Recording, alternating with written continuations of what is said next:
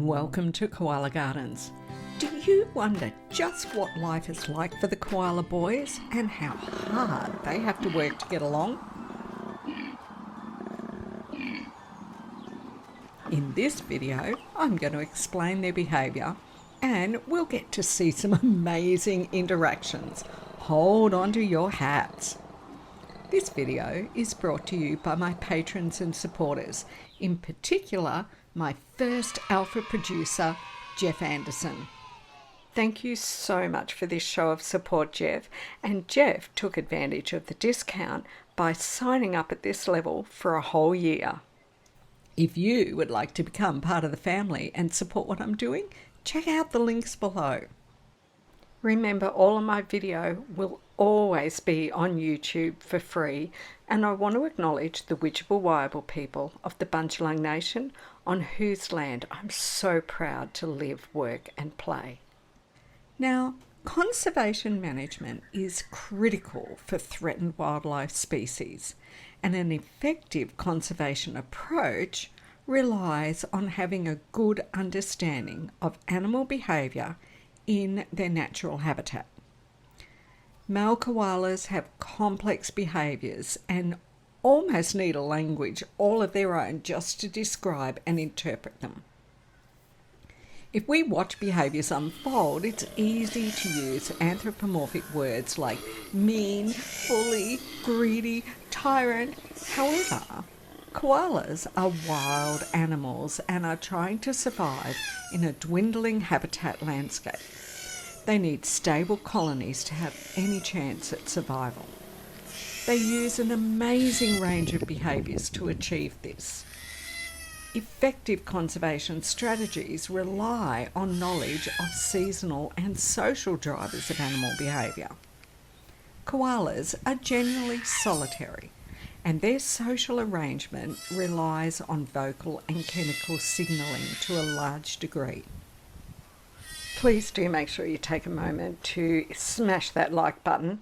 Leave a comment below. I always love to know what you think. Share this out to all of your friends, and do make sure you've subscribed and hit that notification bell. Male koala vocalizations, which are known as bellows, are believed to be closely related to their breeding behaviour. Bellows incorporate the caller's body size information, and that can be perceived by the other koalas hearing the bellow. The behaviour has a couple of uses. One is announcing the presence of a male, and the other is announcing ownership of the territory.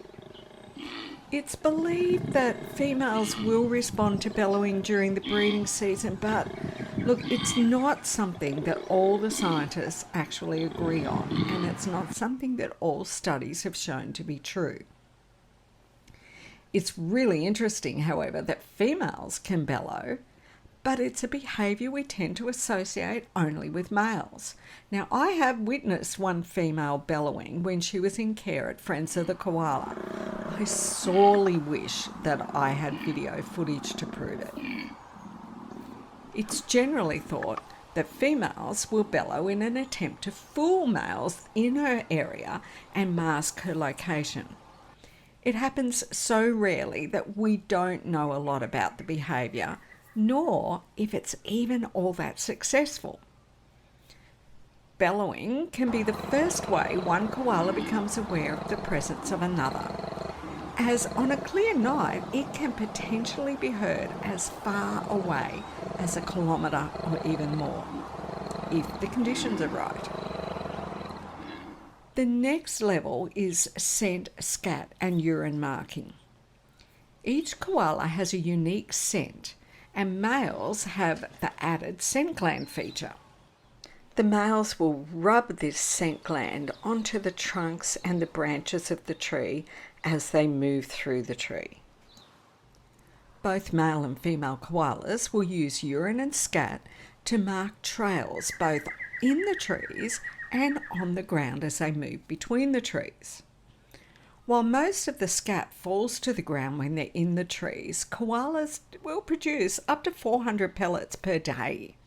Yeah, this leaves a ring of scent clues around the base of the tree, telling the next koala that comes along a lot about who has been in there even before they get in the tree, and it can even give them clues about how good the food is that's up in there in that tree. Koalas will often dribble urine along a tree branch as they enter or leave the tree. Look, think of this a little bit like watching a dog urine marking as they walk out in a social environment.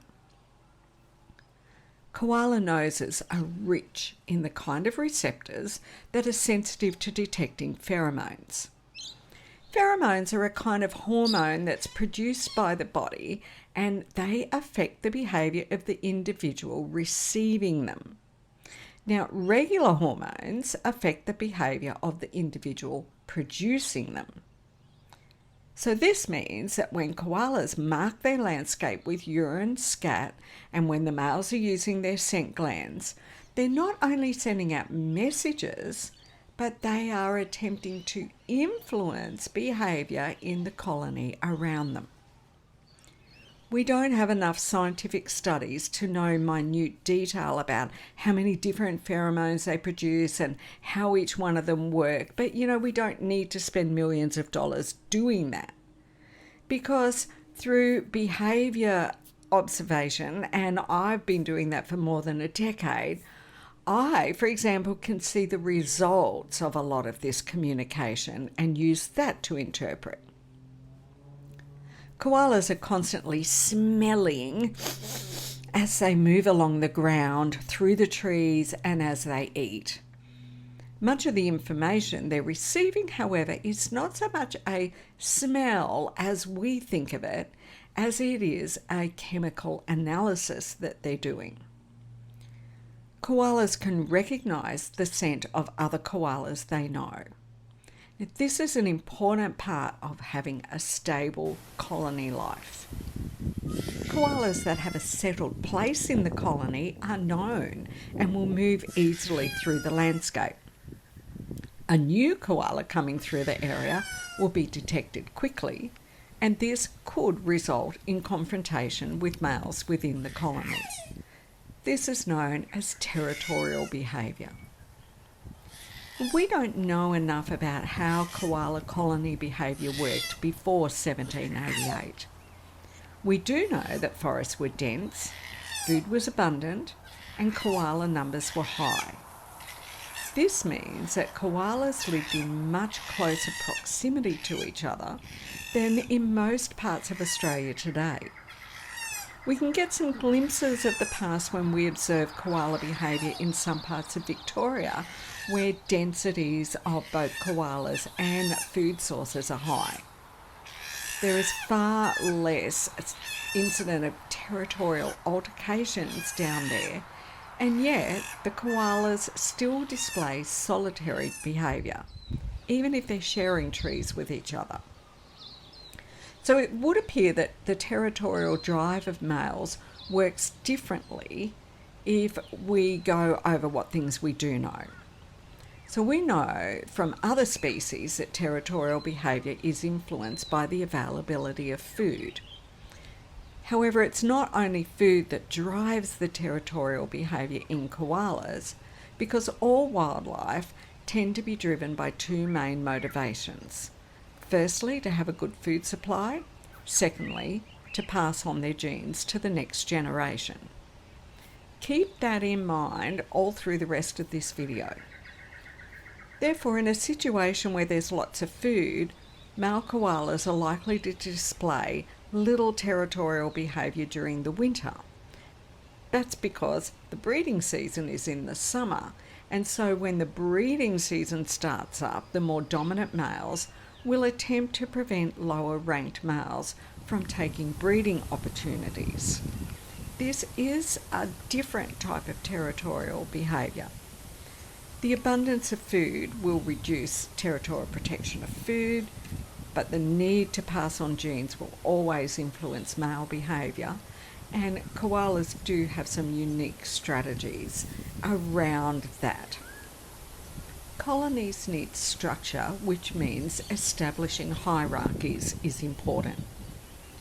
If you search the internet, you can find sensational moments of male koalas fighting. I mean, I certainly have some on my channel, and you'll even see some of that behaviour in this video.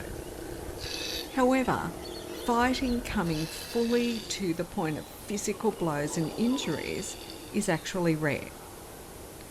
Attracting and warning off is the most common male koala behaviour, rather than all-out fighting. Much of this is done firstly with that bellowing and scent marking. All wild animals will avoid a conflict if possible, and if it's not possible, they will attempt to minimise it. Even a predator will watch their prey and devise the safest and most efficient plan. They need to conserve energy and avoid injury when hunting. If a young koala comes into a new area and they hear a big male bellowing, they have been given a warning. This doesn't mean they will run away necessarily, but they will certainly try to now choose trees that are not heavily marked by that male. They'll try to fly under the radar. They may possibly spend a day or two in the territory of another male and be left alone and then move on. The resident male may simply move about in the vicinity of the new male and make their presence known. So they're kind of just giving them some warnings, I know you're here, this is mine, I've got my eye on you. They'll do a lot of marking and bellowing, which adds to those warnings that they're invading someone else's territory. And it's one thing to find trees that have koala scent, but no koalas around. And quite another for a new koala to come into an area and see and hear a koala actively marking all around them in that same area. However, sometimes a young male in particular is inexperienced and finds himself in a situation with that male. This might not even be the alpha of the colony. Any male who lives in that territory will see a new male entering as a threat to their food source and breeding opportunities. So things may now move on to the next important line of defence, which involves a lot of body language and posturing, and that may involve holding the koala hostage for a day. The resident male will enter the tree that's in use by the new male. They'll display lots of posturing and will scent mark on arrival. They may be silent and approach up the tree while making eye contact, or sometimes they just get in the tree and start bellowing. The most successful strategy for the koala that was already in the tree is to move out as far as possible to the end of the branch. It's a strategy with risks because the other male will attempt to reach them and the branches get thinner and thinner towards the end. The bigger male will find that there is a point where the branch won't support the weight of both and will have to stop advancing. This, however, signals to him that he has the upper hand and he can move back to safety for himself and relax. The other koala is left hanging on a limb, literally, and this situation can last all day. Sometimes the male will test the branch again at times and begin approaching. He may do this while bellowing. He may do it silently. And most of this behaviour is signalling his position and results in a lot of body language from the one out on the end in response. The fact that the koala stays out on the end of the branch is an important behaviour that signals submission. If the koala was not submitting, it would come back towards the tree and bellow back or, give other threatening type postures and behaviour, which would definitely end in an altercation. At times, that koala may, after a while, feel safe enough to come back in a little bit, and they'll usually keep their eyes down and keep their body low to the branch to keep signalling that they're not a threat. Screaming and crying is another important behaviour from the koala out on the limb. The screams are high-pitched and many people often presume it's a female koala. The high-pitched screaming and crying are sounds that are deliberately used to signal submission and a lower rank. So think about the difference in pitch between the male koala bellow and the high-pitched screaming cry. The cry is also being used in an attempt to diffuse the situation by asserting that they are being submissive. They are not calling for help, even though it can sound almost like a human cry for help. Now, fighting for real can happen, but it's usually the result of a real failure of the one being fought at to take notice of all the warnings. So that koala has usually not been heeding the warnings effectively. What we often don't realise if we do just suddenly see a fight between two male koalas is that there may have been days or even weeks, sometimes way longer, of escalating behaviour, either slowly or reasonably fast escalating behaviour that has led up to a full-on conflict. Male koalas may move over large areas and encounter each other in different sections of their territory, so a slow escalation may occur and the warnings are not being heeded over a longer period of time. And this can particularly happen, these slow escalations, when a young male lives in that area and is maturing.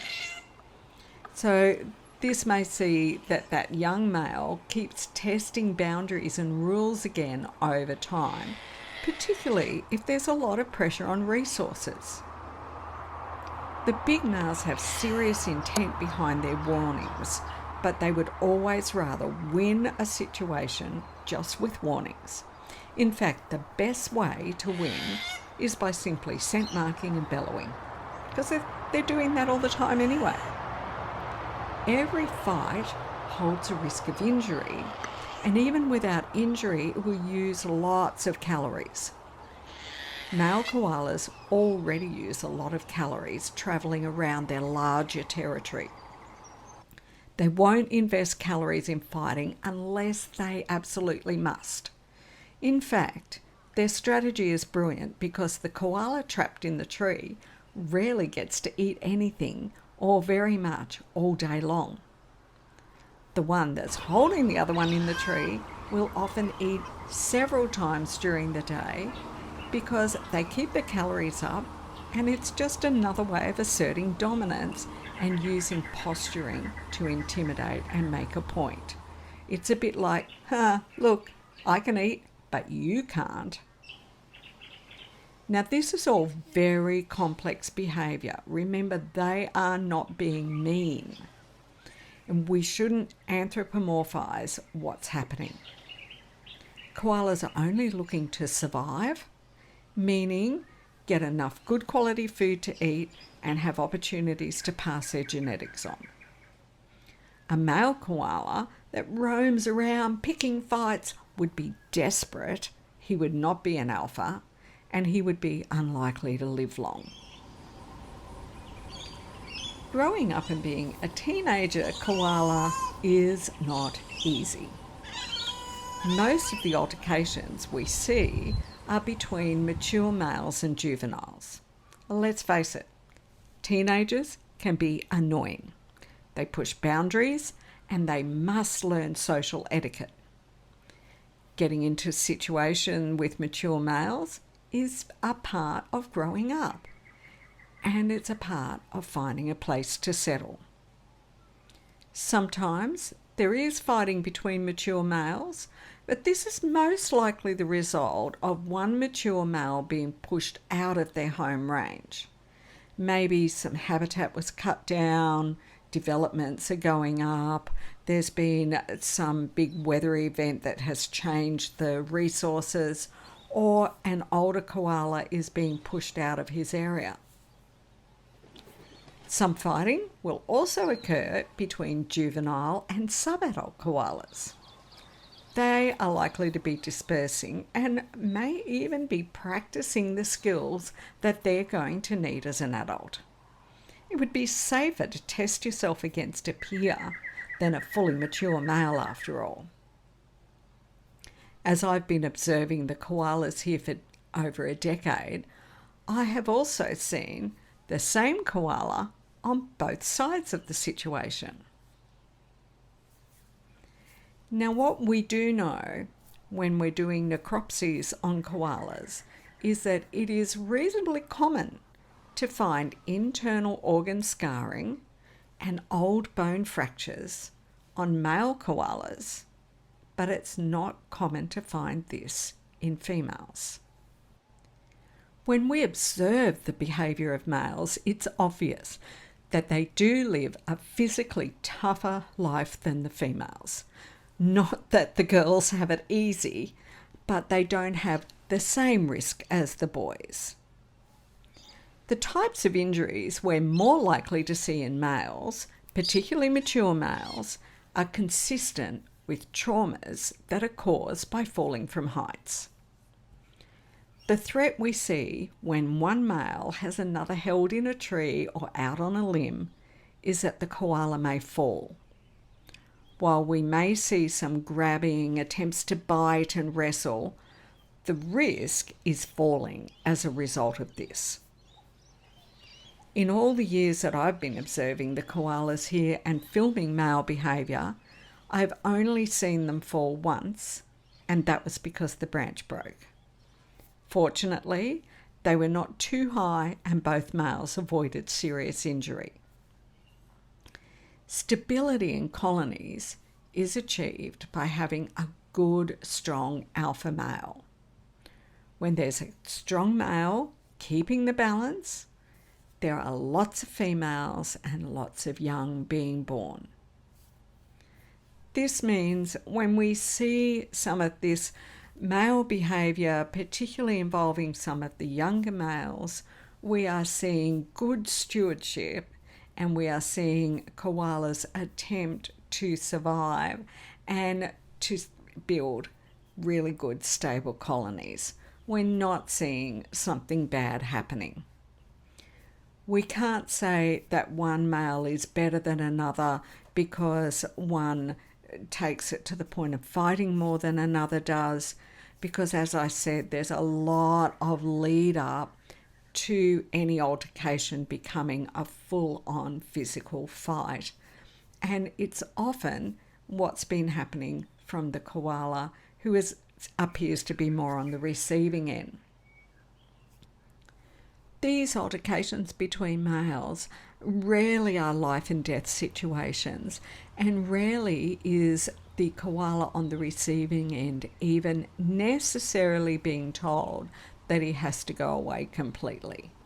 They are establishing hierarchies, and I have many times seen altercations between males, and the one who was on the receiving end has stayed and lived here for years afterwards. So it's really important behaviour. It's complex. As humans, we only understand certain parts of it, certainly not all of it. But whenever we see males doing any of these behaviours, we know that it's perfectly normal. And guess what? You've done it. You've made it to the end of yet another Koala Gardens video. I hope you enjoyed this little deep dive, not a deep to the bottom of the ocean dive, but a bit of a deep dive into what's going on between those boys. Would you make sure that you did smash that like button and take a moment to write into the comments below, gotta love those boy koalas. Thanks so much for watching. There's lots more great koala video coming your way very soon. Do take a moment to look at the links below and see any of the ways that you could get involved with what I'm doing here. And one of the ones that you might want to check out is any time you're looking to buy something, one new t-shirt, one new cap, whatever it is, just hop over to my Redbubble store and see if there's not a design there that would be just the right thing for your needs.